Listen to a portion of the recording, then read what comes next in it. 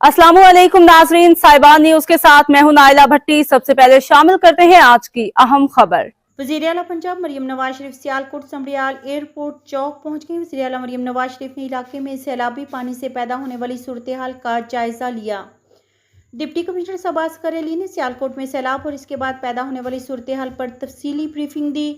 वज़ीर-ए-आला मरियम नवाज शरीफ ने deputy commissioner और इनकी टीम की काविशों को सराहा। वज़ीर-ए-आला मरियम नवाज शरीफ ने मुतासरीन को रेस्क्यू करने के लिए सियालकोट इंतजामिया की शब रोज़ काविशों को भी सराहा। वज़ीर-ए-आला मरियम नवाज शरीफ का निशेबी इलाकों से पानी निकालने के लिए मज़ीद डी वाटरिंग पम्प से निकासी मुकम्मल करने की हिदायत की। वज़ीर-ए-आला मरियम नवाज शरीफ की सैलाब मुतासरीन के लिए मुकम्मल बहाली तक खाने फराहम की हिदायत। वज़ीर-ए-आला मरियम नवाज शरीफ का अरकान असम्बली को आवाम के दरमियान जाने की हिदायत। अरकान असम्बली ने बारिश के पानी की निकासी के लिए पायदार इक़दाम के लिए तजावीज़ और सिफारिशात पेश की। वज़ीर-ए-आला मरियम नवाज शरीफ ने सैलाब से मुतासरीन होने वाले नुकसान का जल्द अज जल्द तखमीना पेश करने की हिदायत भी की। मुश्किल के वक्त में अरकान असम्बली को हर वक्त अपनी आवाम के पास होना चाहिए। अब तक के लिए इतना ही। मजीद खबरों और अपडेट से बाखबर रहने के लिए देखते रहें साहिबान न्यूज। हमारे चैनल को सब्सक्राइब कीजिए, लाइक कीजिए और बेल आइकन को प्रेस कीजिए ताकि हर नई आने वाली वीडियो आप तक पहुंच सके।